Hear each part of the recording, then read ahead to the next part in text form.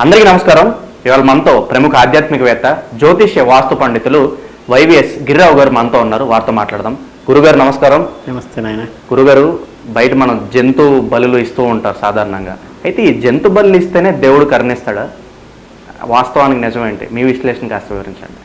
వాస్తవంగా చెప్పాలంటే మనం సృష్టిలో ఉన్న సర్వచరాచర అంటే ఏంటంటే పిప్పీలక ఉంటే చీమ దగ్గర నుంచి బ్రహ్మ పర్యంతము కూడా నా బిడ్డలు అనేటువంటిదే భగవంతుడి తత్వం. అటువంటి భగవంతుడిలో ఈ జీవరాశులు కూడా భగవంతుడు ఉంటాడు. వాటిలో కూడా ఆత్మ ఉంటుంది. వాటికి కూడా బాధ, కష్టము, సుఖము తెలుస్తుంది. మనిషిలాగే అన్ని జంతువులు ఉంటాయి. నేను అంటే కొంచెం ఆడియన్స్ హర్ట్ అవుతారేమో కానీ, ఇప్పుడు మన పిల్లవాడు ఉన్నాడు. మన పిల్లవాడిని కట్ చేసి మనం తినగలమా? అంటే నేను ఆ లోపల ఉండే మాంసం గురించి చెప్పట్లా. మన మనస్సు ఎలా హర్ట్ అవుతుంది, అంతేనా కదా? అంటే చిన్న పిల్లవాడికి ముళ్ళు గుచ్చుకుంటేనే గబుక్కుని పరిగెడుతూ కింద పడితేనే మనం అయ్యో నాన్న పరిగెత్తి పడిపోతాం కదా.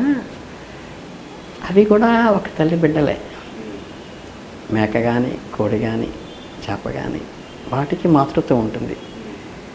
బిడ్డల జోలికి వస్తే అవి కూడా విపరీతంగా పోరాడతాయి. మీరు ప్రాక్టికల్గా ఎప్పుడైనా ఎఫర్ట్ పెట్టి చూసారో లేదో తెలియదు కానీ, మామూలుగా ఇవి బహుశా మీరు చెప్పినట్టు మాంసాహారం తీసినప్పుడు విడిగా తీసుకొచ్చి కట్ చేస్తారో కానీ, వాటి పేరెంట్స్ ముందు కనుక వాటిని సరదా కోసమని అటాక్ చేయడానికి వెళ్తే, మన ఇంట్లో పెంచుకునే కుక్క అయినా సరే పిల్లల్ని కొడుతూ ఉంటే రోజు మంది తోకొప్పుకుండా మన చుట్టూ తిరిగేది కూడా వాడు దాని పిల్లల్ని కనుక మనం హర్ట్ చేయడానికి చేస్తే రైజ్ అయిపోయి మన మీదకి వస్తుంది. మన కొరక్కుపోయినా రైజ్ అవుతుంది ముందు. అర్థమైందా? ఇది ఎక్కడా కూడా ధార్మికతలో బలి అనేది లేదు. కాకపోతే ఏమవుతుందంటే కొన్ని ఈ చాతుర్వర్ణ వ్యవస్థ రియలైజేషన్ వచ్చిన తర్వాత ఏంటంటే కొన్ని ఒక రెవల్యూషన్ వస్తుంది చూసారా. జనరల్గా ప్రతి ఆఫీస్లో గుమాస్తా కూడా అధికారి మీద కామెంట్ చేయటం, అధికారిని తిట్టడం, అధికారి గురించి చెడుగా చెప్పుకోవటం అనేది ఒక ఈగో సాటిస్ఫాక్షన్గా ఒక క్లర్క్ చేస్తుంటాడు. ఆఫీస్లో అంతేలే సలాం అడిగాడులే, ఇలా పొద్దుకు సతాయిస్తుంటాడులే. ఇవేంటంటే అదొక టెండెన్సీ ఉంటుంది. అలాగే ఈ వర్ణ వ్యవస్థలో వచ్చేసరికి ఏంటంటే కొంత వాళ్ళకేదో ప్రయారిటీ ఇస్తున్నారు, వాళ్ళకి మంచి గౌరవం ఇస్తున్నారు. అంటే ఒక కంపెనీలో మైండ్తో పనిచేసేవాడికి ఇచ్చే శాలరీ ఫిజికల్గా క్లీన్ చేసేవాడికి ఇవ్వడం. కానీ వాడి నుంచి వాడికి వచ్చే అవుట్కమ్ కానీ ఇన్పుట్ కానీ వేరే ఉంటుంది, వీడి నుంచి వీడికి వచ్చే అవుట్కమ్ వేరే ఉంటుంది. సో దానికి తగ్గట్టు శాలరీ ఉంటుంది. అర్థమైందా? ఇది తెలియక, అంటే అది అర్థం చేసుకునే మెచ్యూరిటీ లేకపోవటం వల్ల వీళ్ళు ఒక నెగిటివ్గా పట్టడం వల్ల, అలాగే కొన్ని సందర్భాల్లో మనకి ఈ రిజర్వేషన్ ప్రక్రియ కానీ లేకపోతే ఇంకేమన్నా కానీ వాళ్ళకి ఉచితంగా స్థలాలు ఇవ్వాలనో ఇల్లు ఇవ్వాలనో ఇవన్నీ పెట్టుకున్నప్పుడు ఏంటంటే వీళ్ళకి ఇప్పుడు జనరల్గా ఒక రాజధానికి స్థలం ఇవ్వాలనుకోండి, విజయవాడ నడిబొడ్డులో ఇవ్వగలరా? ఎవరన్నా గుంటూరు నడిబొడ్డులో ఇవ్వగలరా? కారణం ఇవ్వాలి. అట్లాగే యూనివర్సిటీకి స్థలం ఇవ్వాలి, ఒక 5,000 ఎకరాలు ఎక్కడో ఇంటీరియర్లో ఇస్తారు, ఏ యూనివర్సిటీ అయినా సరే. తర్వాత అక్కడ కట్టిన తర్వాత జనాలు వెళ్తూ స్టూడెంట్ వెళ్తూ అది డెవలప్ అవుతుంది. అదేనా? అట్లాగే ఒక శ్రీ చైతన్యనో లేకపోతే నారాయణనో లేకపోతే ఇంకే ఇన్స్టిట్యూట్ అయినా ఒక 10 ఎకరాలు కొనాలి, ఇన్స్టిట్యూషన్ పెట్టాలనుకో, ఎడ్యుకేషన్ ఇన్స్టిట్యూట్, వాడు ఊరి చివర తీసుకుంటాడు. అంటే మెయిన్ రోడ్డు నుంచి ఒక ఇంటీరియర్ బేస్కి ఒక 4 కిలోమీటర్ 3 కిలోమీటర్ వెళ్ళిన తర్వాత అక్కడ కడతారు. అంటే విద్యార్థులందరినీ అవమానించినట్ట కాదు, యూనివర్సిటీలను అవమానించినట్ట, రాజధానిని కించపరిచినట్ట కాదు. అంటే అక్కడ ఉన్న ఫెసిలిటీస్ని బట్టి ఇచ్చారు. దాన్ని కూడా అంటే ఒక పేదలకు ఇళ్ల స్థలాలు పంచాలంటే ఎక్కడిస్తారు? వేస్ట్ ల్యాండ్ ఎక్కడ ఉంటుందో, గవర్నమెంట్ ల్యాండ్ ఎక్కడ ఉంటుందో అక్కడ ఇస్తారు. సిటీ మధ్యలో ఇవ్వలేరు కదా. అంటే మమ్మల్ని అందరినీ ఒక కాలనీలో పడిసి దూరంగా పెట్టారు అనేటువంటి నెగిటివ్ కాన్సెప్ట్ క్రియేట్ కావడానికి ఏంటంటే అర్థం చేసుకునే మనసు లేకపోవడం. తర్వాత ఏంటి, వాళ్ళని మనం ఫాలో కావాలి. అంటే ఒక స్వామీజీలాగా మనం తయారు కావాలంటే మనం కూడా ఆ డ్రెస్ చేసుకుంటేనో ఆ మేకప్ చేసుకుంటేనే కాదు, లోపల నాలెడ్జ్ ఉంటే నేను ఆటోమేటిక్ గౌరవిస్తాడు. డ్రెస్ చేసుకున్న తర్వాత గౌరవించడు.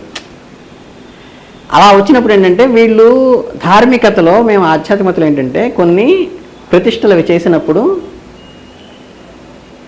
ఈ బలిదానం అని చేస్తారు. అంటే ఒక అన్నం వారు పోసి, అంటే ఎక్కడైతే ప్రతిష్ఠ దొరుకుతుందో మూల విరాట్కి ఆ వారు పోసి దాని మీద మంచి గుమ్మడికాయ ఉంటుంది.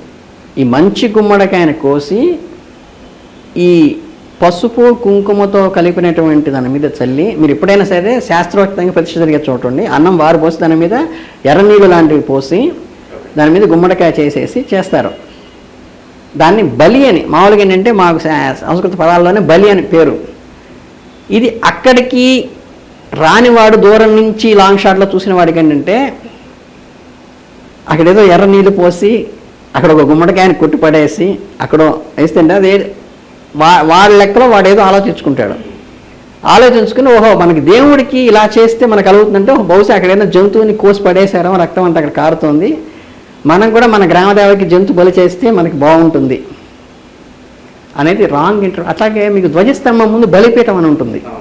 ఆ బలిపీఠం దేనికంటే భగవంతుడికి నివేదన పెట్టేటప్పుడు తల్లికి ఎప్పుడైనా సరే అన్నం పెట్టాలంటే ఇంట్లో పిల్లలందరికీ అన్నం పెట్టిన తర్వాత వాళ్ళందరూ తిన్న తర్వాత తల్లి తింటుంది. ఇది అర్థం చేసుకునే స్థాయి. మేమేం చేస్తామంటే దేవాలయంలో మహానదిని పెట్టాలంటే ఈ బలిపీఠం మీద కొంత అన్నము, మీరు ఏ దేవాలయానికి వెళ్ళండి శాస్త్రీయంగా జరిగే దాంట్లో ఈ బలిపీఠం దిమ్మలాగా ఉంటుంది, దాని మీద కొంచెం అన్నము అది వేసి నివేదన చేసింది వేసి అష్టదిక్కుల్లో కూడా చుట్టూ గుడి చుట్టూ కూడా వేస్తారు. అంటే జీవరాశులు, పక్షులు, కోళ్ళు ఇవన్నీ తింటాయి అన్న ఉద్దేశంతో ఇవన్నీ కూడా సంతోషపడితేనే లోపల ఆయన సంతోషపడతాడు, మనకు ఆశీస్సిస్తాడని. ఓహో ఇది ఒకటి ఉంది కదా, ఇట్లాంటిది ఒక దెమ్మ తయారు చేసుకుని దాని మీద మన మీద పశువతి చేద్దాము. వాళ్ళు అంటే ఏంటంటే ఏది చేస్తున్నారో తెలియక, సిస్టమ్ తెలియక, శాస్త్రంలో ఉన్నది తెలియక దానికి సిమిలర్గా ఫాలో అవుతున్నప్పుడు లోపల ఉన్నటువంటి ఒక నెగిటివ్ మైండ్తో కొన్ని ఇవన్నీ ఆచారాల్లో పుట్టుకొచ్చినాయి. మీకు పూర్వం చెప్పాను, శాస్త్రం అనేది సైన్స్, ఆచారం అనేది వేడుక.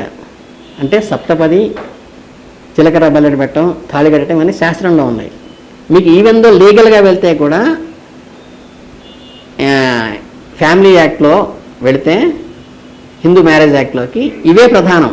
అంటే జీలకర్ర పెట్టారు, సత్వతి పెట్టారా, ఇవన్నీ వస్తాయి, అవన్నీ జరిగినాయా లేదా అని. కానీ ఏంటంటే ఎదుర్కోవాలి జరిగిందా లేదా అని అడగరు, అది ఆచారం. అట్లాగే కొంతమంది తలపాగాలు పెట్టుకుంటారు, కొంతమంది ఇటు పక్క వాళ్ళు అటు పక్క వాళ్ళు పెట్టుకుని వీళ్ళందరికీ గంధాలు పూస్తారు, పశువులు పూస్తారు. వరపూజ తప్పితే ఇవన్నీ ఎక్కడ లేవు. ఈ బంధువర్గానికి చేయడం ఇవన్నీ ఆచారంలో వచ్చినాయి. ఇలా ఆచారంలో వచ్చిందే బలి. మనకి శాస్త్రంలో ఉన్న బలి బూడిద గుమ్మడికాయ కానీ, మంచి గుమ్మడికాయ బూడిద గుమ్మడికాయని తిప్పి కొట్టడం కానీ అది బలి. మంచి గుమ్మడికాయని కోసిపడేయడం బలి. అన్నం వారులాగా పోసి దాని మీద ఎర్రనీళ్ళు పోసి దాన్ని ఏం చేస్తారంటే మళ్ళీ ఈ జంతు జీవాలకి వేస్తారు. అంటే మీకు ఆహారం ఉండాలి, మన చుట్టూ సంరక్షించేవాడిని కూడా అవి కూడా బతకాలి, అవి కూడా తినాలి.